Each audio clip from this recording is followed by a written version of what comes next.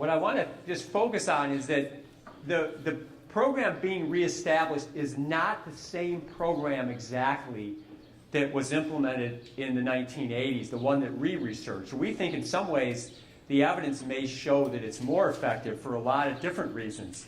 Here's 5 reasons why, potentially. So, I mean, back in the mid-80s, prior to, last year, there weren't any sustained full-day pre-K in the sites as well. So we have that. 11 of the 16 schools had full-day pre-K last year, and they're part of the I3 project, and then we're continuing to work with the new sustainability cohort, the pre-K cohort coming in. It's going to be even larger.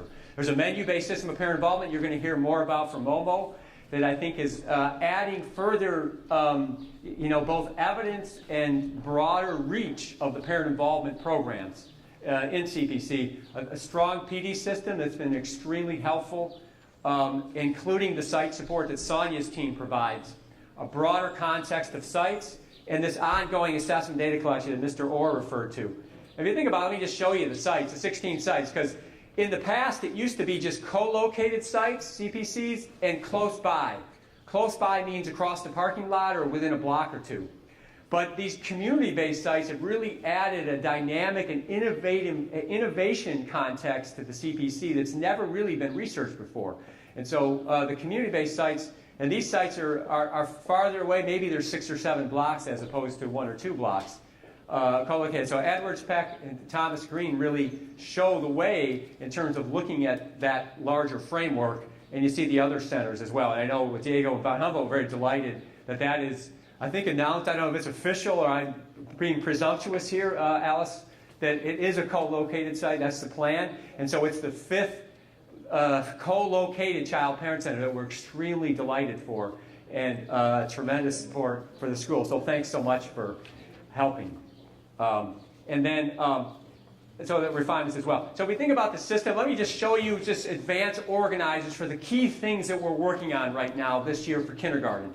Again, thinking of the continuity, but let me just highlight some main things about the program here.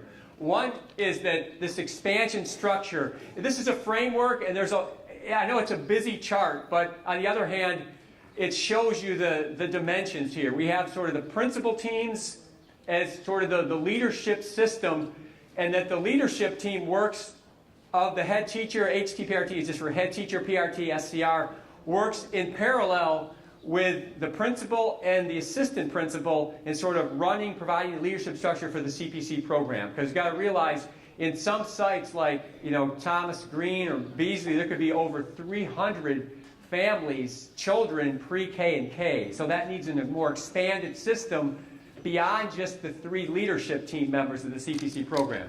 And so the liaison, the assistant principal, provides that framework. And then in each site, too, we're asking that a parent advisory group be established in each of the child parent centers. And that's one of the requirements, one of the guidelines that is present in a lot of schools, but we think there should be a parent advisory group in each child parent center to support both the needs assessment process and the broader process as well. These are the key elements of the CPC program. The site support is sort of the team that Sonia suggested or indicated that is working on, Sonia and Anita and others. And then the leadership team and the principal in conjunction will be servicing or working with pre-K and kindergarten children in the child parent centers. And the range of numbers would be from 150 to over 300. That's the range of the number of children that are in pre-K and K this year. So we need an expanded structure. And 2 elements we did to expand this is sort of the liaison, to have each school, each principal has identified a parent involvement liaison to work with the parent resource teacher and the head teacher, and a curriculum liaison, usually the AP, to help bridge the divide and to build a more sustainable sort of continuity system. So that's basically the framework, and the end result will be enhanced well-being. And so the issues, some continuity goals. We're still working on this, but after the 20th day of school, we'll know, and our hope is that 80% or more of the 4-year-olds in the child parent centers will stay in the child parent centers at that site and continue into kindergarten. I know it's one of these regulated ideals. It's an ideal, but there's things we can do to make it happen. And so we're going to be monitoring that. That is a goal. And of course, there's 3-year-olds that are 4-year-olds. They won't be in kindergarten this year. They'll be in the 4-year-old program. And we think there's almost all of those children are continuing. So we're monitoring this, and maybe you can give us updated information and data about this as we continue to work with you. So here's some of the key requirements for the kindergarten year, kindergarten cohort. And there's some big, I think, enhancements here that I want to just emphasize. So all kindergarten classes, and maybe before you leave today, one thing we might send a note around, if you could just verify with us the number of kindergarten classes you're planning to have. We know mostly, but maybe you can reinforce this, that so we know, and that there will be at least a 50% time aid in each class. So every class in the CPC sites, all 16, 17 sites, will have at least a 50% time aid. And it could be more than that. Some schools already have aides in kindergarten. For example, Ferguson last year had an aide in kindergarten, so we're adding to that. And in the CPC, the limit is a maximum class size in kindergarten of 25. So if you believe that there's a challenge there, let Jacqueline know, or I know, that we can work with you to make the best approach possible. And then that is a requirement. Just like the 17-2 in the preschool, we really want to try to have it so it is 25 and no more. Some cases it will be less. And that there's a grouping effect, too, that when you make your class placements, too, that historically the CPCs, at least 50% or more of the students in the kindergarten classrooms are CPC preschool graduates. Grouping some percentage, up to a majority percentage. I know you're making class placements as well, and you got to use your discretion on that, but we find the biggest evidence of effect if at least you group a lot of the kids from the CPCs as well. But I guess you have to be equitable about it as well. Leadership team structure similar to year one. Curriculum planning, alignment, PD, you'll hear more about that later. And I just want to point out that our estimates are that if you just look at Chicago, 16 kindergarten sites, although there's 17 child parent center sites, at Green and Thomas are separate schools. We estimate 60 kindergarten classrooms and 70 pre-K classrooms this year. Added up, it's almost 4,800 children total that will be in the CPC expansion program this year, pre-K and K. Okay?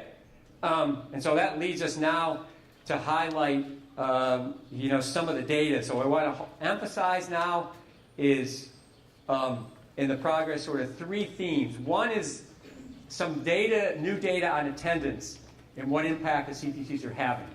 The second area is around parent involvement, and the third area is curriculum. So we want to rapidly walk through 3 of those as well. And so Momo and Molly are going to help with this. I'm going to cover. So the timeline, we're in the kindergarten year here. But even though it says kindergarten cohort, recognize that some kids start at age 3, that they're age 4. So we think of this, it's a big tent. All pre-K and K kids are part of the CPC program. Even the kindergarten children coming in that didn't have CPC pre-K, they will get the benefits of the CPC program, the reduced class sizes, the PD opportunities, everything in the K year. And that's how the project sort of continues. And that's the team. So let's just go, and you can read about the overall progress. What I want to point out, this past year there were about 1,700 children served, 3 and 4-year-olds. So here's some data, and here's some sort of new teams as well. Let's focus on attendance, okay? This is in the CPC sites. Just some snippets here. This is the average daily attendance reported in impact from August to June. And as you can see, it slowly drops over the year, starting very high in the 90s.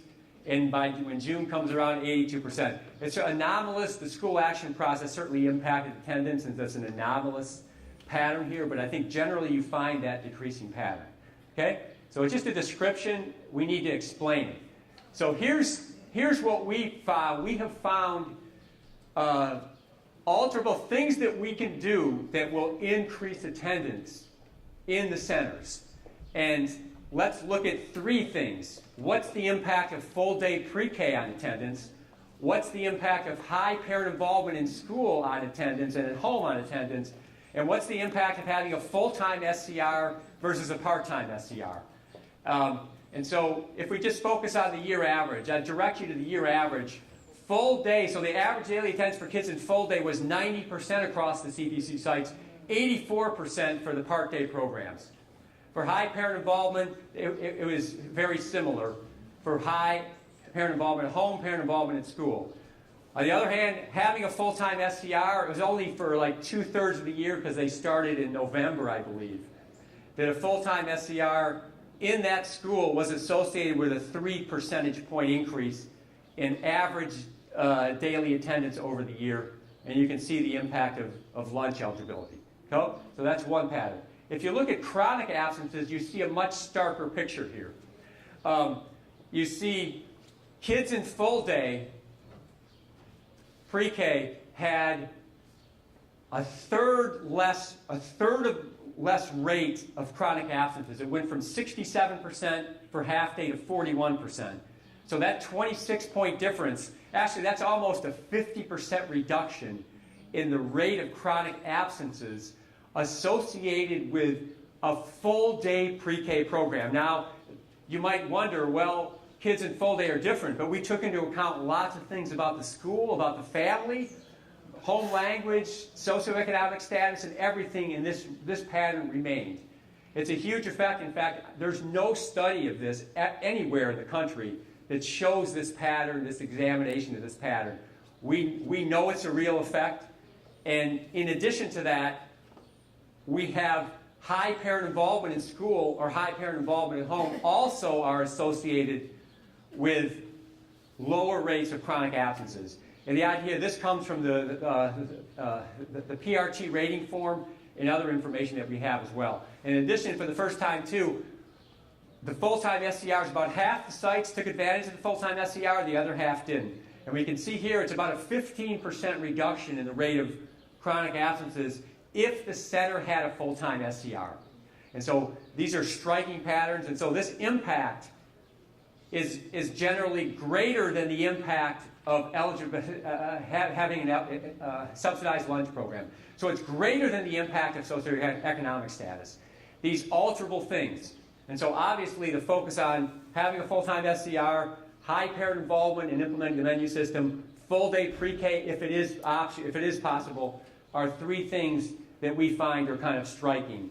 And I also want to point out too that you might ask yourself, what if a center had all three of those things? They had full-day pre-K, high parent involvement based on parent research teacher ratings, and a full-time SCR. And the result, we have a table here that shows the results are dramatic. It's actually, the chronic absence rate goes from 60% to 20%. It's like an 80 to 90% reduction in the rate if all those three are present. And so we'd encourage you, based on those data, we think we want to work with you to encourage you and your school to implement strategies that are going to really be responsive, following this data. And so here's our proposal. See, we wouldn't have this meeting unless we had to offer you some proposal, right? So here's our offer to you right now because of these data. Of course, there's other data as well. Here's what we propose to do because the focus, and I think we're not showing you the achievement data yet, but the correlation between attendance rates and learning gains and achievement is a strong relationship. The correlation is about 0.4, and absence are actually used in cost-benefit analysis to actually monetize benefits later in the life course. So this is real important data. So here's what we offer to you. We will fund 50% of the cost of a new attendance incentive program if this is matched 50% by the school for this new program as follows. And by the way, we pilot tested a program like this at Parker and at Ferguson, and the results were overall positive. So I want to thank Parker and Ferguson for promoting that. And here's the cost. So the goal would be 95% attendance requirement, and this would be judged over a quarterly period. And so families would get a $20 gift certificate or equivalent to be determined by the school awarded per family per quarter if for each pre-K and kindergarten child who gets a 95% attendance rate. And then, of course, the schools has freedom to allocate that the way they like. And so let's assume that you're willing to do that. 17 schools will put up 50% of the cost. If you can match that 50-50, then I think we've got a deal. And what that would mean is that a contribution would be $10 from HCRC and $10 from the school for each pre-K child with a 95% attendance rate for each period of coverage. And we can figure out the quarterly enrollment periods. So the general cost would be an average enrollment of 200 students. The school cost would be about $4,000 for 200 kids, and that's assuming a 50% rate of 95% coverage. And if 50% of the children met that standard. So $4,000 to $5,000 for a school that size. Now, of course, if your school is 300 as opposed to 400, it's probably going to be closer to $6,000 or $7,000. So we'd like to work with you for the benefit that we're seeing, and if you also ensure that your SCR is full-time. Is this possible? So that's my question. I'm not expecting sort of a yes or no right now, but I'm thinking if schools are interested in pursuing this option, it's there on the table, and we can work individually with each school to figure out the most realistic scenario to investigate this as well. We believe it can make a difference, and so we want to work with you. So let us know. So principals here and APs here, let us know if you'd like to pursue this further, and we can look at all creative options as well. We don't want to turn anything off. So that's the attendance story is some new data we had that I think we want to take advantage of and want to help you. And I realize it's going to be a school-wide solution there. Let's talk about parent involvement. So I'm going to have Momo is going to come up and talk about some of the data from parent involvement. And Momo Hayakawa is here. Good morning, everybody. Can you hear me? Yes? Okay. Great. So for those of you I have not had the pleasure of meeting it, I am Momo, and I am a researcher on this project. I primarily work on helping develop, implement, and support the parent program in the CPCs. And I'm going to share with you what we've done this year and some preliminary analysis we've done with the data that we've collected. So really quickly, what we did this year is initially towards early fall, we had parents sign the school-home agreement. This will be happening once again this year. We had a family needs assessment, center needs assessment, and based on these family needs assessments, PRTs developed a parent involvement plan. And there were several iterations of these that occurred between the PRT, the team, and our team. And this will be happening once again in this upcoming year. Based on the parent involvement plan, we then have the monthly parent involvement calendars every month. And this will be this is identical to what happened last year. We also did parent involvement logs. In the 2012-13 years, we had them as hard copies, but in this upcoming year, they're going to be in an online form. And the parent involvement logs consisted of documenting various types of parent involvement. And I want to highlight that in the CPC parent program, we really emphasize a menu-based system for parent involvement. And we're not saying parent involvement looks like this one way, but it can look very differently based on the needs of the center. So we have school involvement, child development and parenting, language, math and science, health, safety, nutrition, etc. So really a variety of activities and interests are represented here. Then we also had parent surveys, teacher surveys, and the PRTs did a summary rating once in the fall and once in the spring. And this was for all of this data was used to examine the fidelity of the parent involvement program for this year one. So based on the needs assessment finding here, I have the most commonly represented needs of the families from the CPCs in Chicago for this year. So I kind of separated them into three categories. One need was parenting, child development, children's readings and math skills, child development, effective parenting, bullying. Another need at many schools was an interest in health and well-being, so nutrition, physical fitness, relaxation, and also parents had interest in information about diabetes, cancer, and exercise. Then third, there was also a focus on career, educational, and personal development. So So parents were interested in GED opportunities, employment opportunities, job readiness skills, job fairs, computer training, ESL, and immigration issues. So based on the needs assessment, once again, the parent involvement plans were developed, and then that's what was reflected in the monthly calendars. Okay. Here, I couldn't represent all the Chicago CPC schools in one slide, so they're going to be split in 2 slides. But this is the parent resource teachers rating of the overall parent involvement that was occurring at each school. So here we have represented Beasley, Dewey, Dumas, Ferguson, Herzl, and Overton.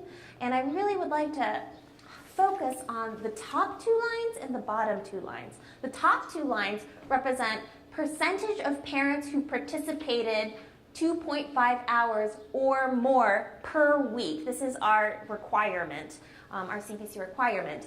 And there's a thumbs up sign if there was an improvement in parent involvement from fall to spring. I also wanted to highlight this bottom row because the no participation decreased for these schools, which is why there's a thumbs up. So for example, in Duma, in the fall, half of the parents were not participating, but by spring, that decreased to only 20%.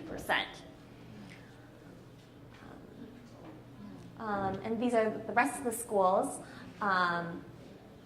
Once again, I'd like to highlight just the top 2 rows because the middle rows, it's kind of tricky to say what was going on. If, for example, the less than 1 hour group, it would be an improvement if they were the parents that were not participating at all. But if they were the parents that were participating more frequently and they decreased, that wouldn't be an improvement. But we can't really tell. So that's why I didn't indicate anything for those middle rows.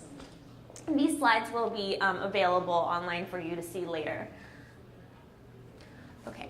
There are also parent interviews that were conducted.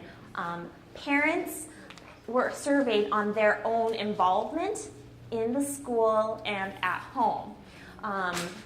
So here I have represented Beasley, the same schools for the first page, but the very right column is the average of the CPCs in Chicago.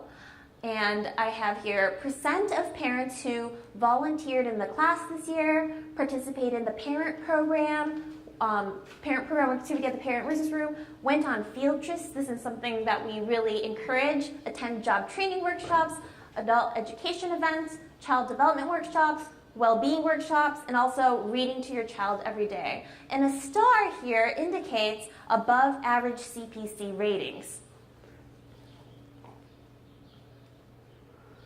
And this is the rest of the school: Parker, Peck, Sexton, Stockton, von Humboldt, Hansberry, and Wheatley, again, against the average of the CPCs. And something I would like to also highlight, though, is that, once again, these parent involvement is going to differ for every school because it's based on the needs of the families at each school, and the centers differ in their needs. So we're not expecting everything to be uniform. Okay. Also, we had parent PRTs send in parent involvement logs every month. Thank you very much. For those of you who did, thank you so much for your efforts. And here we have data from one of the Chicago CPCs this year. And this is percent of parents involved across the year by type of parent involvement. So we can do a lot of interesting things with this data in the future. And we also looked at it, Arthur mentioned, against attendance, but we will also be able to look at how parent involvement connects to children's cognitive skills and outcomes. But you can see here for this school that the top line, which is purple, is language, math, and science, was participated in heavily from October, November, December, but then child development activities had more of an interest among these parents.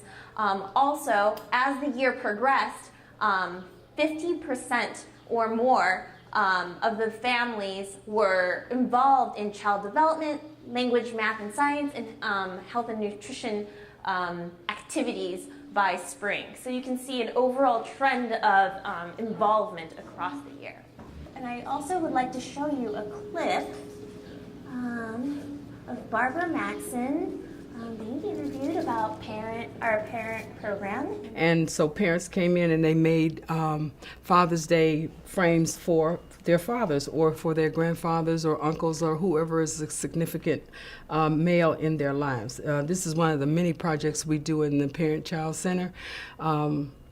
We do mostly things to support what the teachers do in the classroom with the children. So parents get parenting skill workshops and child development workshops.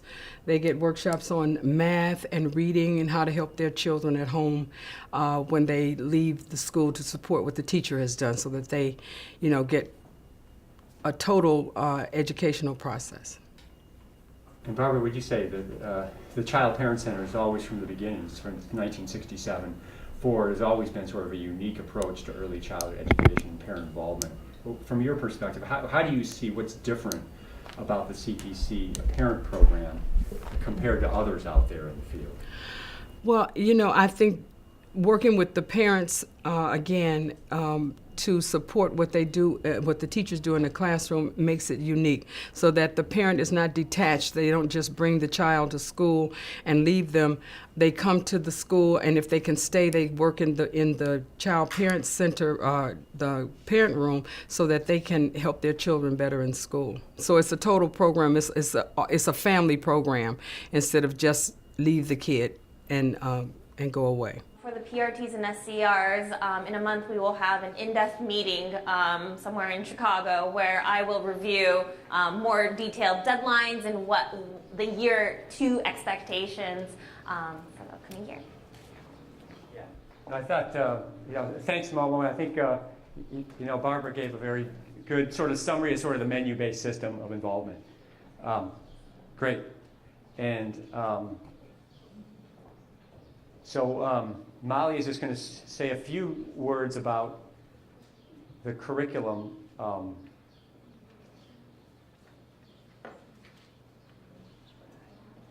above. Yeah. Good morning. Is this on? Can you hear me? All right. Is everybody still awake? Good. So Dr. Momo Hayakawa, we all have to call her that now. She just presented to you about a very unique aspect of the Child Parent Center, which is its comprehensive menu-based parent involvement system. And I'm just going to spend a few moments talking to you about curriculum alignment. So another unique aspect of the CPC, for those who are new to the CPC program this year, is that rather than prescribe a curricular package or a certain publisher, we place an emphasis on aligning curriculum from pre-K to 3rd grade. And I'm not going to pretend to be an expert about that in this room because we have Barbara Bowman who's going to speak about it later, and she's the early childhood guru. She's going to talk to you about curriculum alignment more in depth. I'm just going to present to you about some year 1 findings. So every month, teachers filled out a monthly classroom activity report. They'll continue to do that this year via the online system. Head teachers, this is important for you to know if you're new in your role because they may have some questions for you about how to fill these forms out. And everyone at this table is here to help provide any clarification at any point. So this is a reflection of our curriculum data from September through June of this year. And both across the project in all of our districts and in CPS specifically, we saw an increase in the instructional time devoted to math and literacy in pre-K. So that's a wonderful thing, and that ties into the foundation that Mr. Orr was talking about earlier today. That's how you get those higher test scores in 3rd grade. This slide shows something that's a little more interesting, I think. It's the amount of time that is devoted to teacher-directed or child-initiated activities. And we have more information about the exact definition of that, but we'll ask your teachers about that throughout this coming school year as well. And the most interesting finding in our preliminary data analysis is that we saw an increase in the child-initiated science activities this year, which could be a challenge in pre-K, science and small children running around water tables, sandboxes. But teachers were brave and they took that risk and they increased the amount of time that children were initiating their own explorations in those areas. And so hopefully we see some interesting test scores later on because of that. This is an example from a CPC school here in Chicago, and this shows their change in time of teacher-directed and child-initiated activity from the winter to the spring. HCRC developed a classroom observation that measured task orientation, and we called that the CLAC, which is also easily confused with the class, but they're different. And we found that the strongest associations between overall task orientation in the classroom were with child-initiated activities in math, science, and literacy. So that was an interesting finding from our tools. And I'm just going to keep it brief. I think my time here is done. I'm going to hand it back over to Arthur. Thank you for your attention. Thanks. No, thanks. Yeah, and I think that's a very encouraging for the balance. This balance of teacher and child sort of directed, initiated instruction is a main theme. It's a big theme of the professional development modules as well. But we're seeing these increases in literacy and math and these increases in these experiences in the classroom that we know are related to learning gains later. So that's very encouraging and also validates sort of the use of a lot of the forms to kind of document this, that it's very, very important to look at. And then the last point, I'm going to have Barbara's going to talk in just a couple minutes. And what I want to point out too is that in the slides, in the second set of slides that you have about sort of the data, things we've learned this year, there's more in there you can go to as well. In fact, we're also going to put up on the Google Drive on the HCRC website, I'll show you in a minute, some other findings that you might be interested in that might help you in encouraging further enhancements in the school as well. I just want to point out too, I got to show you this slide. It shows to what extent are the 16 centers implementing with fidelity the CPC program, okay? So this is like, from the U.S. Department of Education, this is like an essential slide here.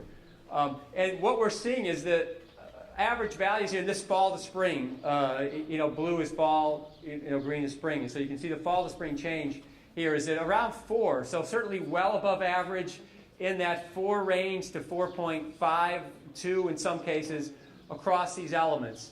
And I think, the challenges, among some of the challenges that Barbara is going to address is this idea of aligned curriculum. It's very challenging to do aligned curriculum and to set up a continuity framework for a curriculum given the choices and just the opportunities that are there from preschool to 3rd grade. There's a lot to coordinate and align, and how we do that makes a difference. But in general, we're finding strong sort of take-up and implementation of the program.